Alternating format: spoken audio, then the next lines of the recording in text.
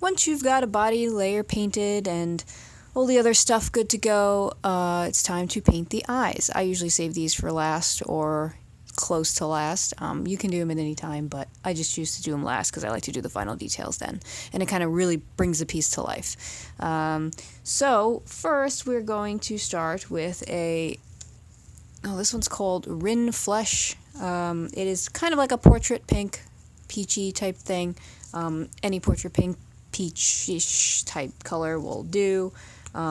You're looking for the skin of the, I don't know what it's called, but that little eyelid thingy in there that wraps around your eyeball. I don't know what that's called. That pink skin in the eye. Let's see. And then with that, I like to mix the Createx, what is this, the light brown. The reason I like to use this one, you can use any light brown. The reason I like to use this one is that the Createx does not mix well with other paints. Sometimes it doesn't even mix well with itself. It kind of goes a streaky-ish, blotty-ish, not grainy, but streaky-ish, blotty-ish kind of thing, which is actually really good for doing this sort of thing, or like Solera eye white, where you have some little dots and dips of like reddish, pinkish color in there. So it kind of does that for you. You can just mix it in as one color, but I kind of like to let it do its thing. Plus, sometimes it's just a small little area anyway, like on this one it's not really any dramatic eye looking thing, so we're not going to have much of this anyway, but just thought I'd mention it as it's a neat little interesting trick to let the paint work for you. So I did a little tiny bit of mix between those two, and I'm going to go in the opposite direction that I want this horse to be looking. So he's going to be looking kind of like at us, sort of like that way. So we want to bring the skin in there. And now I'm like roughly mixing the two as I do it on the palette here.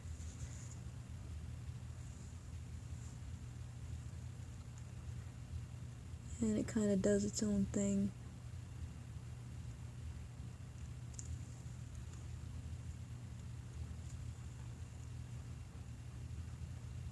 And don't worry about going over the amount that you're going to be doing it, because, we're going to be taking that back anyway. This is probably going to be a tough one to keep in focus, so bear with me. Doing the best I can. You want the darker area to be towards the inside there, where there's going to be the most shadow, so it doesn't stand out so much.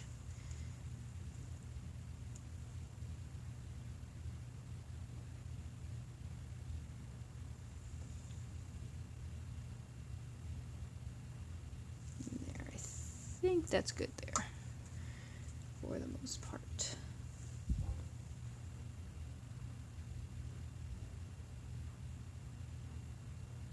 So there we have our little skin in the eye, whatever you call that thingy. See if I can get this to focus so you can see how that looks so far. And now we're going to go in with some black. And we're going to define where we want the eye to be. So now notice I'm not actually going in with white and putting a sclera in. He's not, she is not like crazed or doing anything dramatic, so I don't really want that white showing. Not all horses have that showing all the time. So this kind of acts as your direction, showing which way the eye is looking.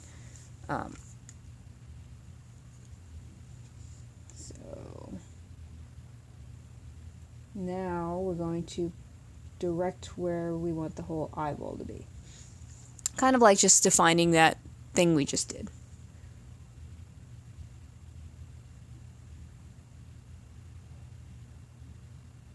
Basically the whole area we want the eyeball to take up.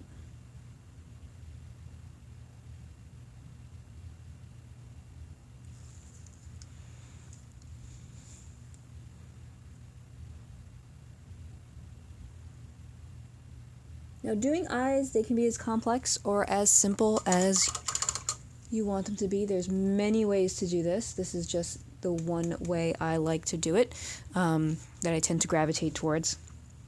So keep that in mind.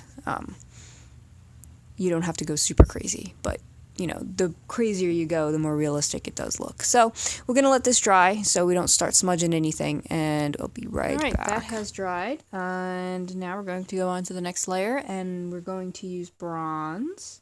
Any bronze will do, metallic bronze. And you want to fill that area again, but now you want to leave a thin black line where the eyeball is. So you don't want to cover the whole thing. You want to leave a thin black line.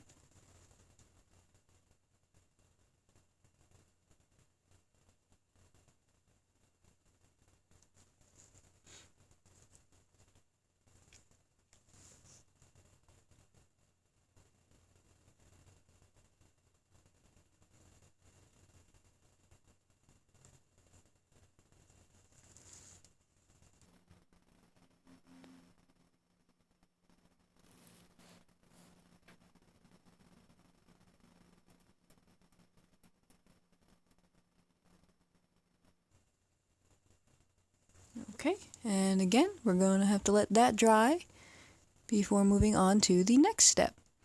Now, it's really important to let these layers dry on the eyeball because you don't want to like really mush them together. Well, at least for the way I'm doing this right now, because otherwise you start lifting, and I can't tell you how many times I've redone eyes over and over and over again because I kept being not patient and lifting everything I've done. So I'm going to be patient this time, and we're going to let this dry. Okay, so that is pretty much dry for the most part. Now we're going to go in. This is a burnt umber and burnt sienna mix, so it's a reddish brown in a way. A very, very thin layer. And we're going to go over pretty much the whole thing to kind of tint it to a more realistic brown.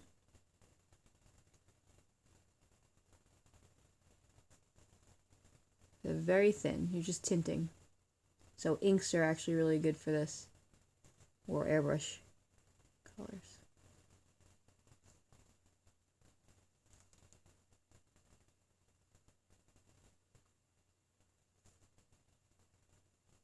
You can already tell it wasn't fully dry because it almost started lifting for a second.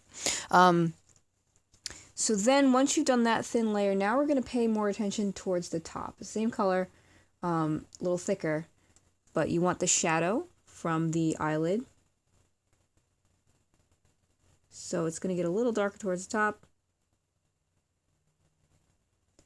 And also in the center, where the pupil is going to be. But in general, it's mostly towards the top here, and then you could stop kind of like where the pupil ends.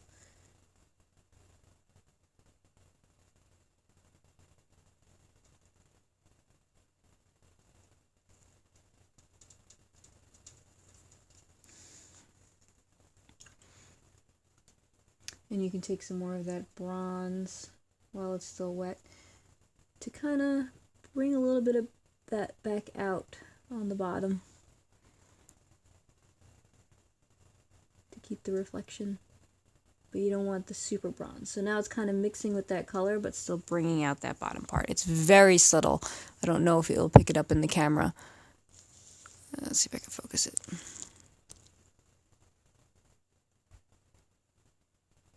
So it's a very, very subtle thing, and it just gives that eyeball depth. Oops. And we're going to let that dry and come back for a little more detail. This is a more simplified version of an eye. Sometimes I get crazy with a lot of colors, especially if it's a bigger eye. This one's not too big. But when you have a big eye, you really want to add some more colors in there. But this is a fairly medium complexity eye, so we will go with that method. Now that that's dry, we're going to come in with a black and do the pupil. Now remember, horse pupils are not round. They are oblong and oval in shape. So always keep that in mind. So the way I kind of like to do this is to lay it in where I think it's going to go first. And by doing that, I use the side of the brush at the angle that I want.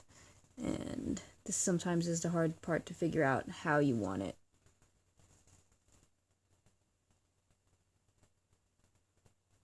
But you just kind of lay the brush there, and now you have like an angle on where to work with. So you kind of just want to expand on that a little.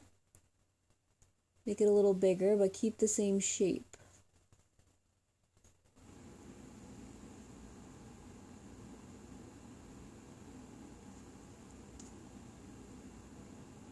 And if you work in an up and down type motion, you get a nice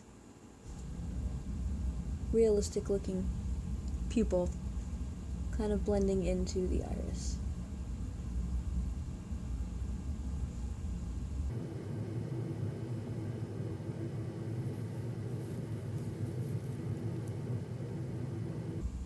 This is the part sometimes where I end up also doing it over because, or there just ends up being a lot of back and forth because it's getting that angle right and getting the knot round is very important. So actually, that ended up working out fairly well. So I will leave it the way that is there. I always seem to do better when I'm on camera than when I'm doing it on my own. Okay, so hopefully you can see what I've got there. Now we're going to, let's see, and come back in with a little bit of that bronze just to kind of highlight some more of that iris now that we have the pupil in there, and just along that bottom edge there. It also helps shape your pupil and gets that realistic look.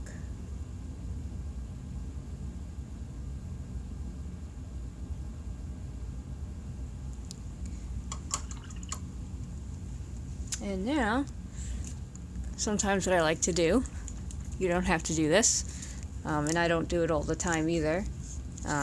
These next two things actually. I'm going to go in with very little bit of gold, and that adds some sparkle. Some eyes you probably don't want to do this because it'll kind of alter the color a little bit, so just check your reference and see if it'll work for you.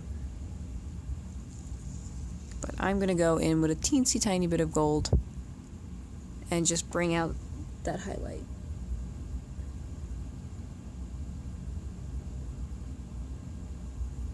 Very small, very subtle, very thin.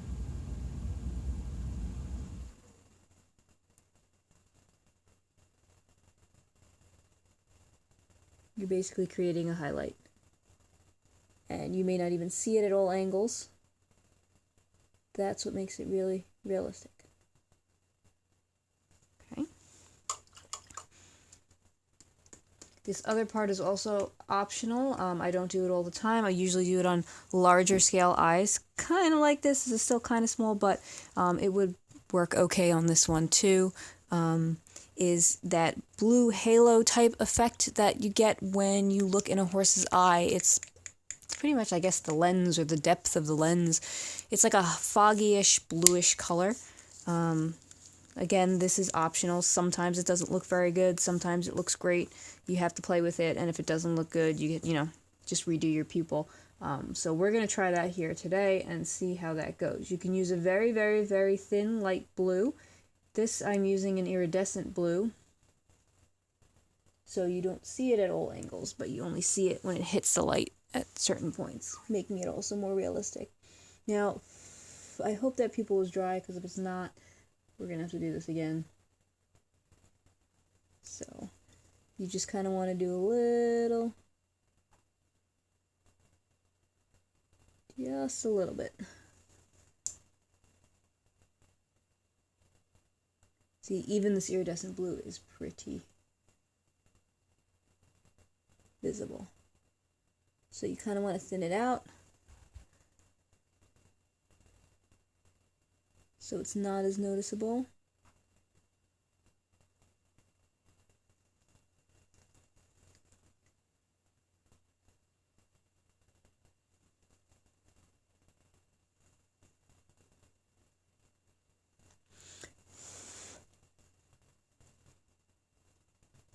And then you can also put that little piece where that black line is in the corner of the eye as well.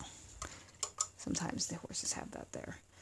See, that's pretty prominent, so we're going to actually probably go over it again with a very transparent layer of black, because to me it's just a little too much there.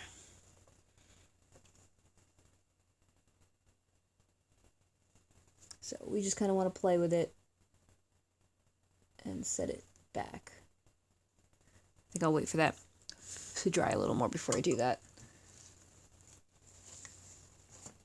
So I'm going to let this dry, and then I'll continue taking that back a little bit. Okay, here we go. Let's try this again.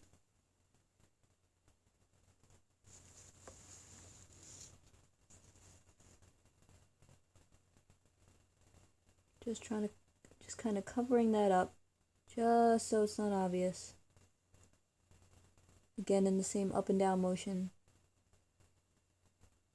There we go. That's great. Okay. So I took some black and I watered it down quite a bit. So I got a really transparent layer to really knock that sheen back. And I think this is it for the eye. You know, you might want to tweak it a little bit. If you'd like to go back and forth a little bit, I might still do that. But that's pretty much it. There's your eyeball. Your medium complexity eyeball there. So thanks for watching. Happy painting. Please like and share and comment. It really helps my videos, helps them get noticed, and helps me to continue making these videos for you guys if you liked what you see.